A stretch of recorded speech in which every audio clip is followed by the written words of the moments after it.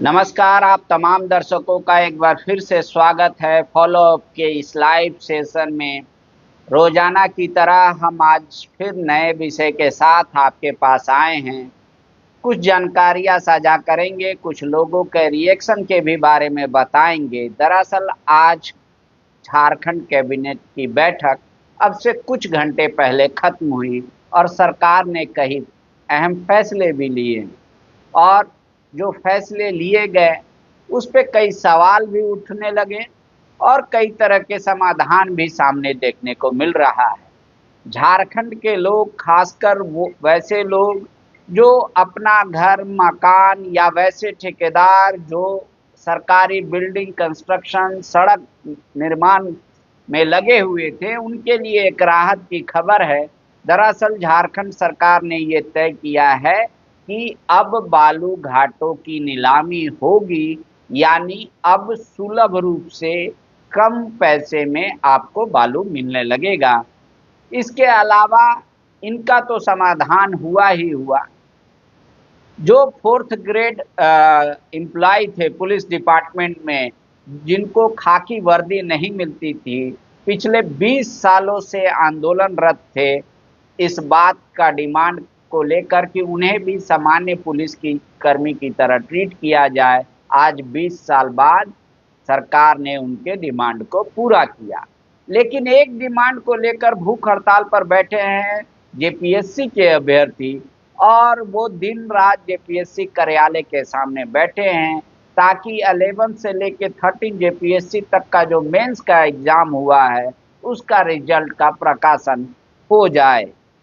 इन सब के अलावा जो नाम बदलने की परंपरा, या यूं कहे कि नाम बदलने की जो राजनीति यूपी से शुरू हुई थी, अब वो झारखंड तक भी पहुंच गई है और झारखंड में आज सरकार ने एक विश्वविद्यालय का नाम बदल दिया। इन सारे मुद्दे पर हम बात करेंगे। हमारे सहयोगी जितेंद्र कुमार हैं। सर, सबसे पहला सवाल, नाम में क्या रखा है?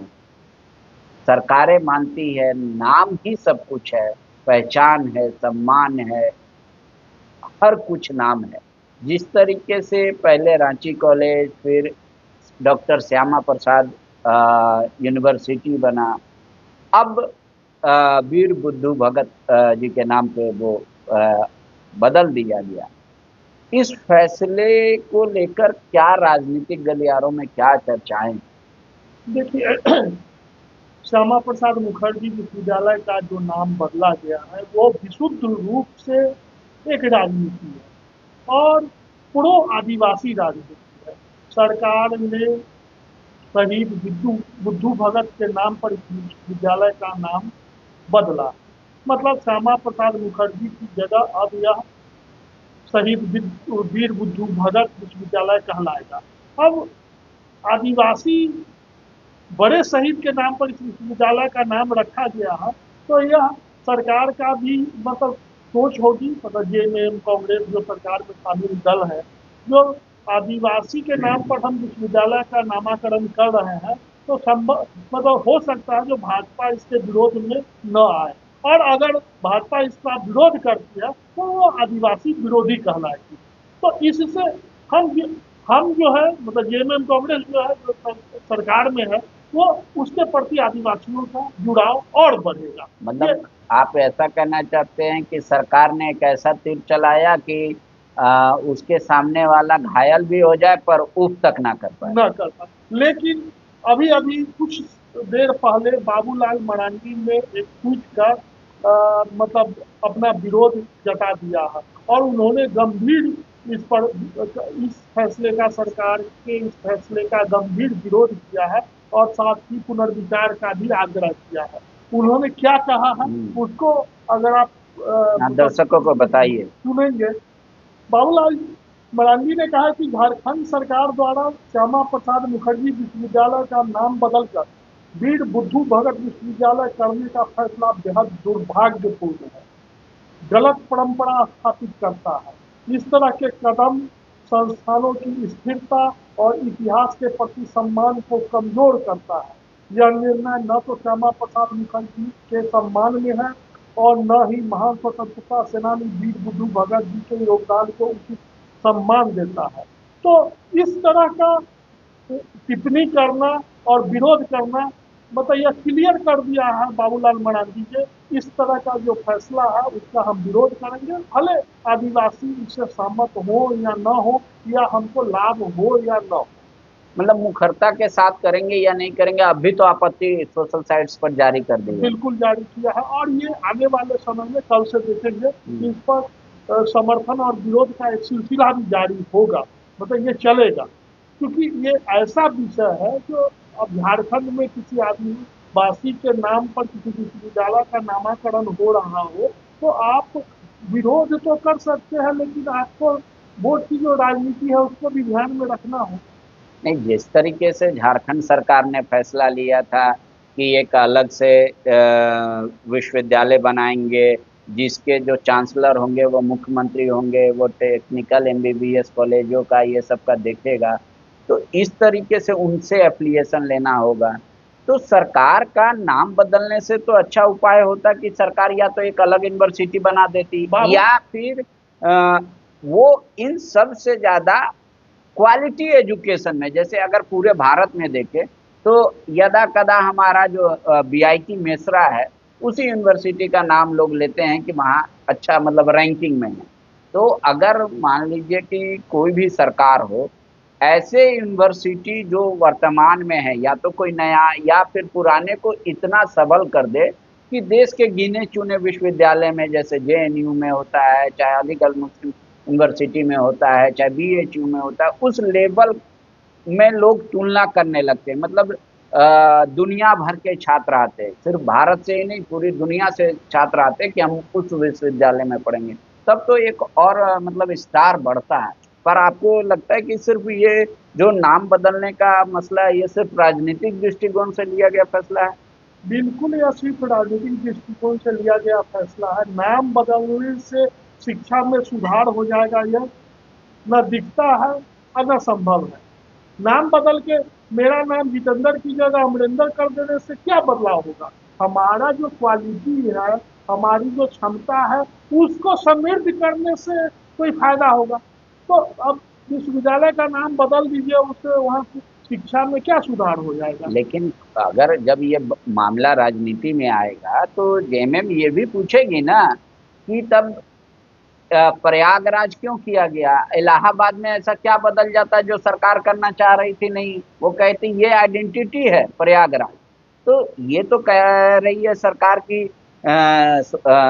श्यामा प्रसाद मुखर्जी कभी झारखंड नहीं आए, और जैसे भगवान बिरसा मुंडा को आज जिस तरीके से यूं कहे कि झारखंड से लेकर पूरी दुनिया में, भारत में हर जगह अब लोग जानने लगे भगवान बिरसा मुंडा के बारे में, लोग एक दूसरे मतलब उनको समझने लगे, उनको पढ़ने लगे। तो शायद वीर बुद्धू भगत जी का भी इतिहास उतना ही गौरवशाली है। उन्होंने देश के लिए क्या कुर्बानी की। जैसे उस जमाने में 1800 ईस्वी में अंग्रेज ने 100 रुपये का उन पे इनाम रखा था, और उस समय 100 रुपया में जमींदारी खरीद लिया जाता था। तो उतने बड़े स्वतंत्रता सेनानी का अगर कोई मसला नाम रखा जाए तो निश्चित तौर पे झारखंड सरकार के पास तो मतलब या जेएमएम के पास ये सब तो बातें नहीं, रहेंगी। जेएमएम के पास तर्क है, और आप ही जो मतलब बता रहे हैं, जैसे प्रयागराज का नाम बदला, और बहुत जगह का नाम नहीं। बहुत स्टेशनों का नाम बदला, गुमो गुमो स्टेशन का नाम बदला, तो जेएमएम ये सवाल उठाएगा, और ये सवाल उठाएगा तो जेएमएम का ये सवाल जायज भी होगा। आप नाम बदल रहे हैं तो गलत नहीं है, और हम नाम बदल रहे हैं तो गलत है। अब अब है कि अब दो ये जो विचार संघर्ष चलेगा, इस पर अंतिम फैसला जनता करेगी। तो एक तो बात फिर यही आ जाता है, अभी हम लोग अगर स्ट्रेंथ वाइज देखें, पॉपुलेशन वाइज देखें, एरिया वाइज देखें, तो कहा जाता है कि झारखंड में अभी विश्वविद्यालयों की संख्या बाकी अन्य राज्यों की अपेक्षा कम है। तो क्या सरकार नए विश्वविद्यालय बना के या मतलब निर्माण करके उनके नाम पे रखती तो ज़्यादा अच्छा होता? बाबूलाल जी भी यही मांग किए हैं, और आपको शायद याद भी होगा जो झारखंड विधानसभा में पिछली बार ये मुद्दा उठा था, किसी ने नाम बदलने का जब प्रस्ताव दिया था तो एक सुझाव आया था जो झारखंड सरकार किसी नए विश्वविद्यालय की स्थापना करे और उसका नाम वीर बुद्धू भगत के नाम पर रखे। लेकिन अब सरकार की सोच है, यहाँ राजनीति भी है, तो राजनीति और सोच में अब हम और आपको विषय को सामने जनता के सामने रख सकते हैं। अब फैसला तो फिर अंत में जनता को ही करना है। लेकिन क्या अब लग रहा है कि जैसे आपने कहा कि बाबूलाल मरांडी जी ने इसका विरोध कर दिया सोशल साइट्स पर, क्या बीजेपी इस मुद्दे को लेकर सड़क पे भी उतरेगी या आपको लग रहा है कि सिर्फ बोलचाल तक ही ये विरोध या समर्थन जारी नहीं, रहेगा? थोड़ा तो आगे तक जाएगी, खास करके रांची में, राजधानी में विरोध का मतलब जो सिलसिला है कुछ दिनों तक दिखेगा ऐसा लगता है, क्योंकि अब सिर्फ एक बयान जारी कर देने से तो ये खानापूर्ति भर हो जाएगी। और ये मसला तो बहुत बड़ा है। किसी विश्वविद्यालय का नाम अब इस तरह से अब कोई सरकार आए तो पलामू के नीलाम्बर पीताम्बर का नाम बदल दे, कोई अगर सरकार आए तो सीधो कान्हो का नाम बदल दे। तो इस तरह से अगर जैसे विनोद बिहारी महतो के नाम पर भी विश्वविद्यालय है, तो अगर ये परिपाटी अगर चलने लगेगी तो यह तो मतलब असहज होगी और यह अच्छा भी नहीं होगा। ठीक है। अब जेपीएससी की बात करेंगे, उससे पहले हम लोग बात कर लेते हैं जो बालू, झारखंड में हमेशा बालू राजनीति का केंद्र रहा है, वोट मांगने का आधार रहा है, सत्ता पक्ष विपक्ष में टकराव की वजह रही है और एक दूसरे को नीचा दिखाने का कारण भी बना है। कभी बालू से तेल निकालने से लेकर अभी तक चला। विधानसभा में भी सत्र में आपने देखा होगा कि सत्येंद्र नाथ तिवारी जो गढ़वा के विधायक हैं, उन्होंने बालू को लेकर पूरा सरकार को घेरने का प्रयास किया, कई बातें रखी। आज जो सरकार ने फैसला किया बालू घाटों को लेकर, इससे आम लोग कैसे डिफरेंस महसूस करेंगे कि पहले क्या नहीं होता था और अब सरकार के इस फैसले के बाद क्या होता? नहीं, देखिए, आज का जो सरकार का फैसला है वो आज के डेट में एकमात्र फैसला है और सरकार का यह मतलब संदेश है कि बालू का जो मतलब गड़बड़ी रही है, टेंडर नहीं होते रहा है, बालू अधिक दाम पर बिकते रहे हैं, उसका हम एक समाधान खोजने की दिशा में सरकार ने एक कदम बढ़ाया है। मतलब लेकिन कालाबाजारी सिर्फ रोकने के लिए बढ़ाया है? नहीं, कालाबाजारी, खनन बस आसानी से लोगों को मिले, समय पर मिल जाए, मतलब इस सारे विषयों को और सारी परेशानियों को दूर करने की दिशा में एक समाधान खोजा गया है। क्या तो है वो समाधान? समाधान ये है, जो अब पहले क्या था कि एसएमडीसी को ही यह अधिकार दिया गया था जो बालू का टेंडर करता था, और टेंडर करने के बाद जिसको बालू के उत्खनन का काम मिला वो वहां से घाटों से बालू उत्खनन करके जेएसएमटीसी द्वारा निर्धारित स्थान पर स्टॉक करते थे और फिर उसको बेचने का काम जेएसएमटीसी करता था। लेकिन बिहार, पश्चिम बंगाल, उड़ीसा और छत्तीसगढ़ राज्यों का अध्ययन किया गया और वहां पाया गया कि वहां जो बालू घाटों का संचालन करते हैं वही बालू को बेचते भी हैं। तो उसी रास्ते पर झारखंड भी चलने का कोशिश किया है इस आज के संशोधन के माध्यम से। लेकिन ये काफी नहीं है। अब है जो आप जो नीति बनाए हैं, जो नीति में संशोधन किए हैं, उसको आप जमीन पर उतारिए। आप एक समय निश्चित कीजिए जो इतने समय के अंदर हम बालू घाटों का टेंडर कर देंगे, अमुक डेट से आम लोगों को इस दर पर यहाँ पर बालू मिलने लगेगा। तो जब तक ये नहीं होगा तब तक सिर्फ कागज में संशोधन कर देने से आम पब्लिक, ठेकेदार, बिल्डर, उसकी समस्याएं दूर नहीं हो रही है। मान लीजिए जब आप कह रहे हैं कि टेंडर प्रक्रिया में जाएगी सरकार, तब तो फिर जो जितना बोली लगाकर घाट को लेगा तब तो वो रेट तय करेगा ना बालू का, सरकार फिर तो नहीं करेगी तय। तो कैसे कह सकते हैं कि मतलब रेट कम या नहीं, देखिए, बेसी? टेंडर प्रक्रिया में एक नियम होता है हम्म। जो एक मतलब लाइन खींचा होता है, जो आप इससे अधिक रेट कोट नहीं कर सकते हैं या उससे रेट कम नहीं कर सकते हैं। अच्छा। एक इस तरह का एक शर्त होती है। अब अच्छा। ऐसा नहीं है कि हम बालू का टेंडर ले लिए और उसके बाद लेने के बदले अच्छा, रिवर्स ऑर्डर में लगता है कि मतलब आपको पर सीएफटी इतना ही बेचना है, अब सरकार को कितना राजस्व दीजिएगा? दीजिए। अच्छा, ऐसे टेंडर। हाँ, ऐसे और तो भी मतलब और रेट आप मान लीजिए हम किसी घाट का बालू ले लिए तो अब हमको यह मतलब विशेषाधिकार नहीं होगा कि हम जिस दर पर चाहेंगे उसके लिए शर्तें निर्धारित होती है, तो एक सीमा के भीतर आप उस बालू को बेचेंगे। ठीक है, मान लीजिए कि जो इस तरीके से बालू का किल्लत और बालू का डिमांड को लेकर तो आप देखें झारखंड में बगल दूसरे राज्यों से भी आता है। कई बार आप सोशल मीडिया पे लोगों को देखते वीडियो पोस्ट करते हुए देखेंगे कि अवैध बालू का ट्रक चल रहा है, पुलिस वाले पैसे ले रहे हैं, विधानसभा में हर तरह का मुद्दा उठता है।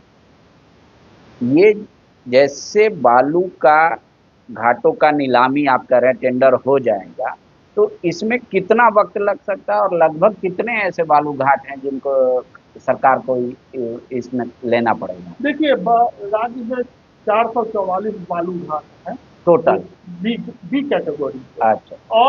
और कई घाट लगभग 100 से अधिक घाट है एक कैटेगरी के, जो पंचायतें उसको संचालित करती है, वो छोटा घाट होता है। अच्छा। तो 444 में अब तक जो है तो मुश्किल से 30 से 35 बालू घाटों का ही टेंडर हुआ था। इसमें कुछ तकनीकी परेशानियां भी है, और पर्यावरणीय स्वीकृति लेना होता है, उसका अनुपालन करना होता है। तो लेकिन उससे अधिक राज्य सरकार का जो इच्छा शक्ति है वो ज्यादा जरूरी है। मान लीजिए पर्यावरणीय स्वीकृति लेना है तो पश्चिम बंगाल भी लेता है, छत्तीसगढ़ भी लेता है, बिहार भी लेता है। जो नियम बना हुआ है केंद्र सरकार का उसका अनुपालन वो भी करता है। इसलिए झारखंड सरकार भी उन नियमों का समाधान करे, एक समय सीमा तय करे। लेकिन आप ये तो मान के चलेंगे हैं जो टेंडर की प्रक्रिया होने में कम से कम तो 3 महीने का समय लगेगा। 1 महीना तो टेंडर का प्रक्रिया आप टाइम निकालिएगा तो 22 से 1 महीना का समय उसके लिए देना होगा। उससे पहले आपको जिन बालू घाटों का टेंडर करना है उसका पर्यावरणीय स्वीकृति लेना होगा, तो उसमें 1 महीने का समय लगेगा। तो 2 से 3 महीने का समय तो इस प्रक्रिया में चला जाएगा। और उसके बाद नींव पर करेला ये चढ़ने वाला है कि बरसात आ जाएगी तो अच्छा, ग्रीन ग्रीन ट्रिब्यूनल के फैसले के तहत खनन बालू नहीं होगा। खनन रुक जाएगा। तो आप कितना जल्दी और कितना टेंडर उंडर का काम सॉल्व करते हैं, आम पब्लिक को बालू दिलाना शुरू करते हैं, अब ये सरकार की इच्छा शक्ति पर निर्भर करता है। सर, जो फोर्थ ग्रेड एम्प्लॉय थे पुलिस डिपार्टमेंट में, जो सामान्य तौर पे पहले उनको मतलब पीला ऊपर का शर्ट और ब्लैक पैंट में देखा जाता था, 20 साल से आंदोलन कर रहे थे कि हमको सामान्य पुलिस माना जाए। आज हेमंत सोरेन की सरकार ने उनकी डिमांड को पूरा किया, अब वो खाकी भी पहनेंगे, उनका हवलदार में प्रमोशन भी होगा, तमाम चीजें होंगी। मैं इस फैसले पर नहीं जाना चाहता हूँ। आप चूंकि लंबे अरसे से सरकार और मुख्यमंत्रियों को कवर करते रहे हैं, क्या वाकई में किसी भी आम आदमी संगठन को इतना वक्त लग जाता है अपनी बात, वाजिब बात भी सरकार से मनवाने में? और इसका जवाब अब हम क्या दें? अब सरकार नहीं, मतलब सिस्टम हाँ, यही स्पीड है या मतलब इस मामले में ज्यादा लेट हो गया, आप ऐसा कहना चाहते हैं? इस मामले में ज्यादा लेट हो गया है। अच्छा। इस सरकार में तो काम 1 घंटे में, वो विशेषाधिकार पर निर्भर करता है, व्यक्ति विशेष पर निर्भर करता है, विशेष इंटरेस्ट पर निर्भर करता है, फैसला किस विषय पर लेना है और वो सरकार के नजर में कितना इम्पोर्टेंट है इस पर निर्भर करता अच्छा, है। मतलब वो जो कहावत है, जैसा देवता वैसा पूजा, हाँ बिल्कुल बिल्कुल वो संस्थाओं पे भी लागू होता है, संगठन जो डिमांड करते हैं उन पे भी लागू लागू होता है, सरकार पर भी। इस इसमें क्या था, हम्म। तो इनका विषय क्या था? तो ये जो पुलिस में जो जलवाहक है, जो आपका बढ़ई का काम करता है, मैकेनिक का काम करता है, इस तरह के जो फोर्थ ग्रेड के कर्मचारी थे, इनके लिए कोई नियमावली ही नहीं, नियुक्ति नियमावली, उन्नति नियमावली जो होती है हर ग्रेड का, हर संवर्ग का होता है, जो उसका चयन कैसे होगा, उसका प्रमोशन कैसे होगा, इस बेचारों का कोई नियुक्ति नियमावली ही नहीं। मतलब जिस पे बहाल होते थे वहीं से रिटायर हो जाते थे। तो अब एक सरकार ने अच्छा काम किया है जो नियमावली बनाती है। अब नियमावली बनने से इस संवर्ग का नियुक्ति कैसे होगी, प्रोन्नति कैसे मिलेगी, सरकार ने बताया है जो अब ये प्रोन्नत होकर हवलदार बनेंगे। तो ये अच्छा काम किया है, देर सही लेकिन दुरुस्त। तो क्या इनसे जनरल ड्यूटी भी लिया जाएगा? मतलब सरकार कहेगी हम पैसा तो दे रहे हैं तुमको पुलिस वाला, तो हम वैसा ड्यूटी भी लेंगे। मतलब जलवाहक सिर्फ जलवाहक काम नहीं करेगा, जरूरत पड़ेगी तो पुलिस की तरह लाठी बल का में भी उसको उपयोग किया जा सकता है या? वो विशेष परिस्थिति है, लेकिन वो जरूरत है। अच्छा।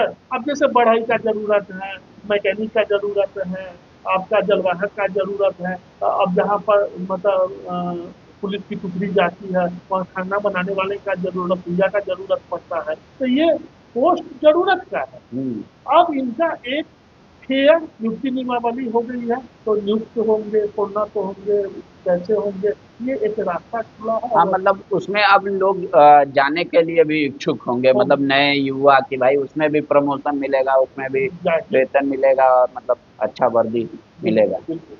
एक डिमांड और है, हाँ, वो है जो पीएससी के अभ्यर्थियों का। और पिछले 10 महीनों से वो लगातार कभी मुंडन कराते हैं, कभी दाह संस्कार करते हैं, कभी ब्रह्म भोज करते हैं, कभी धरना पे बैठते हैं, कभी प्रदर्शन करते हैं, कभी मौन हो जाते हैं। अब वो अनिश्चितकालीन हड़ताल पर चले गए हैं। जेपीएससी ने जो परीक्षा ले ली है, बच्चों का डिमांड है कि रिजल्ट आ जाए। ये तो एक हमारे राज्य की विडंबना है कि पहले कैलेंडर जारी करने के लिए छात्र आंदोलन करते हैं, जब कैलेंडर जारी हो जाता है तो समय पे परीक्षा हो जाए उसके लिए आंदोलन करते हैं। लेकिन परीक्षा होने के बाद रिजल्ट भी निकल जाए, इसके लिए आंदोलन करना ये तो थोड़ा दुर्भाग्यपूर्ण लगता है। और बच्चे कर रहे हैं सर, जेपीएससी के मतलब सामने ही बैठे हुए हैं, दिन रात भूख, मतलब भूख हड़ताल पे वो परेशान है, अंधेरे में है, मच्छर काट रहा है, सब कुछ कर रहा है, पर वो सारे जेपीएससी के अभ्यर्थी। इसका कोई है आपके पास कोई न्यूज़ कि कब तक क्या होगा? मतलब जेपीएससी फैसला लेगी भी कि नहीं लेगी, या और कितना दिन वक्त लगाएगी? देखिए, जेपीएससी पर दो चार बातें कहना अभी हम प्रासंगिक समझ रहे हैं। लगता है जो जेपीएससी का गठन भी ना, मतलब ग्रह नक्षत्र के दृष्टिकोण से गलत समय पर हो गया हम्म। इसका। शुरू से विवादों में रहा। शुरू से मतलब इसके पहले चेयरमैन जो बने वही जेल गए, हम्म। और पहला जेपीएससी या दूसरा जेपीएससी की नियुक्ति का मामला अभी भी हाईकोर्ट हाँ, में वो तो चल, सीबीआई में बेल सीबीआई वगैरह चल मतलब रहा है। कितने लोग फंसे हुए हैं। और अब पुरानी बातों पर नहीं जाए, मतलब कहता है ना जो बीती ताप बिसारिए आगे की सुधी ले। लेकिन जो जेपीएससी में दुर्भाग्य की स्थिति ये है, जो पीछे जो गलतियां हो गई उसको तो छोड़ दीजिए, आगे सुधरने का नाम नहीं ले रहा। और यह बहुत दुर्भाग्यजनक है, और जेपीएससी का कोई भी कदम छात्र लोग के मतलब प्रतिभा के साथ अन्याय है। दुर्भाग्य यह भी है, जो जेपीएससी का कोई अधिकारी अधिकृत रूप से यह नहीं बता रहा है, जो हम ठीक है, कभी कभी लेट होती है परीक्षा फल प्रकाशन में तकनीकी परेशानी आती है, जो हम इस समय सीमा में आपका महीने के अंत में, अगले महीने के फर्स्ट वीक में रिजल्ट निकल जाएगा। और यह भी छात्रों को नहीं बताना छात्रों के साथ अन्याय है, उनकी प्रतिभा के साथ अन्याय है, क्योंकि कई छात्रों का उम्र खत्म हो रहा है, वो मेंस निकाल चुके हैं, अब वो दूसरे जगह नहीं जा पा रहे हैं। उनको कहीं ना कहीं उम्मीद है जो हमको जेपीएससी में ही हो जाएगा, जहां हमारा निकला है उससे अच्छा पोस्ट हमको जेपीएससी में मिलेगा। तो यह क्राइम हो रहा है छात्रों के साथ। और इसमें मतलब सरकार, जेपीएससी एक इंडिपेंडेंट संवैधानिक संस्था जरूर है, लेकिन सरकार का भी दबाव उस पर पड़ना चाहिए, और सरकार को भी इस पर गंभीरता से सोचना चाहिए। बच्चे कह रहे हैं कि जो पूर्व चेयरमैन थी मैडम, उन्होंने जब रिटायरमेंट लिया तो उस समय बच्चे मुलाकात किए, तो बच्चों से उन्होंने शायद कहा था, ये ऐसा बच्चों का दावा है कि रिजल्ट तैयार हो गया है और अगले आएंगे चेयरमैन वो कर देंगे। चेयरमैन आने में देरी हुई एक, तो अब जब चेयरमैन भी है जेपीएससी के पास, मेंबर भी हैं, तो आखिर क्या वजह है कि लेट हो रहा है? देखिए, इस पर तो कोई तथ्य नहीं है, हम्म। तो इसलिए कुछ भी कहना गलत हो जाएगा। और मतलब तो बगैर तथ्य के किसी पर कोई आरोप लगाने में गलत, मतलब बिल्कुल गलत बात है और यह करना भी नहीं चाहिए। लेकिन अ, एक बार लोहिया जी पार्लियामेंट में उनका ऐतिहासिक स्पीच है लोक सेवा आयोगों को लेकर। उन्होंने आंकड़े में बताया था जिस प्रदेश में या देश में जो व्यक्ति जिस जाति का बैठा है उस समय उस लोक सेवा आयोग की जो परीक्षाएं होती है उसमें उस जाति के छात्रों की प्रतिभा बढ़ जाती है, मतलब उनका सिलेक्शन अधिक से होता है। आप मेरी बात को समझ रहे हैं? बिल्कुल समझ रहा हूँ। समझ रहे हैं। तो क्या वो जब लोहिया जी इस बात को सदन में कोट कर रहे थे तो वो इस सारा भ्रष्टाचार की ओर कर रहे थे, या कहे ये स्वाभाविक प्रक्रिया है कि अगर मुखिया नेता जिस जाति का होता है उन छात्रों में ज्यादा प्रतिभा आ जाती है या वो ज्यादा अच्छा पढ़ने क्यों? लगते हैं? अब ये समझने की बात है। अगर हम जिस जाति के हैं, हम अगर राज्य के मुखिया हो जाते हैं, उस समय जो परीक्षा होती है जेपीएससी का, जीपीएससी का, यूपीएससी का, उन्होंने सिर्फ किसी स्टेट का नहीं लिया था, यूपीएससी का भी लिया था। तो यूपीएससी में और आंकड़ा बताया था जो इतने सेलेक्ट हुए उसमें किस जाति के इतने हैं। तो प्रतिभा कैसे बढ़ जाती है? अब कैसे बढ़ती है ये तो बीच बीच में समय समय पर इसका उजागर हुआ है। और बिल्कुल। और अभी भी जो जेपीएससी 1 और 2 का जो सीबीआई और हाईकोर्ट में जांच हो रहा है, इससे भी स्पष्ट है कि क्यों प्रतिभा बढ़ जाती है। ठीक है सर, एक आखिरी सवाल। भले ही ये मतलब कोई तथ्य पे आधारित नहीं होगा, कोई नहीं, किसी और विषय पे उ- आधारित नहीं होगा। उस सवाल से पहले जो आप एक सवाल किए थे उसका जवाब दे देना। एक सूचना है और गंभीर सूचना है, हाँ। आधिकारिक रूप से ये बताया जा रहा है, जो छात्रों के लिए थोड़ा सा धाधक की बात होगी। जो 15 मई के बाद किसी भी समय जेपीएससी का रिजल्ट निकल सकता मतलब इस महीने निकल जाएगा? है। हाँ, मतलब ऐसे संकेत मिल रहे हैं? संकेत मिल रहा है, क्योंकि हम आप दावा नहीं कर आधिकारिक बयान नहीं है सकते, या मतलब उस पर? नहीं है। हाँ। लेकिन 15 मई के बाद ऐसी जानकारी मिल रही है। गंभीर मतलब सत्ता शीर्ष पर और अधिकारी जो बैठे हैं उनके माध्यम से ये सूचना मिली है कि 15 के बाद किसी भी समय रिजल्ट निकल जाए। तो क्या अभी जेपीएससी के जो अधिकारी हैं, जो चेयरमैन हैं, वो ये जो आपको संकेत के तौर पे मिले कि भाई 15 तारीख के बाद कभी भी रिजल्ट आ जाएगा जेपीएससी का, तो ये बात क्या जेपीएससी वो स्थिति में नहीं है कि आधिकारिक तौर पे बच्चों को बता दे कि भाई भूख हड़ताल खत्म कर दो, 15 तारीख के बाद कभी भी आ जाएगा? यही तो सबसे बड़ा सवाल है। और इसी पर 2 मिनट पहले हम लोग बात कर रहे थे। जो आप ठीक है, एक डेट नहीं बताइए जो 10 को रिजल्ट निकलेगा, लेकिन एक टेंटेटिव, एक सप्ताह 15 दिन का समय लेके तो बता सकते हैं।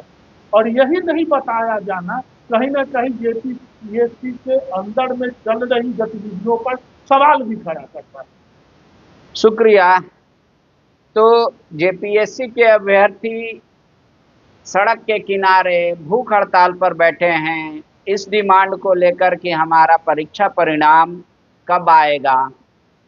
जितेंद्र जी दावे के साथ नहीं कह रहे हैं, पर इनके पास जो सूत्र हैं, आंकड़े हैं, उसके अनुसार से ये बता रहे हैं कि इस महीने तो आ जाना चाहिए रिजल्ट। 15 तारीख के बाद वो कभी भी शुभ अवसर आएगा जब संभवतः जेपीएससी रिजल्ट प्रकाशित कर देगा। बच्चों को शायद इस बात पर विश्वास हो या ना हो, लेकिन फिलहाल तो सोर्सेज यही कह रहे हैं। जितेंद्र जी ये भी कह रहे हैं कि ज़्यादा संवेदनशील होने की ज़रूरत है जेपीएससी पर, क्योंकि ये छोटी छोटी और बड़ी लापरवाही उनको सवाल के घेरे में भी ला रहा है। सरकार का फैसला, हमारा ब्रीफिंग आपकी नज़र में कैसा है? कमेंट में ज़रूर लिख कर बताइएगा, या किसी मुद्दे पर अगर आप चाहते हो कि उस पे आपका जानकारी जो है या आपकी धारणा कायम करने से पहले और सारे तथ्य आप तक पहुंचे, उस मुद्दे पर अगर आप चाहते हो कि हम लोग बातचीत करें तो वो ज़रूर इनबॉक्स करके हमें बताइएगा।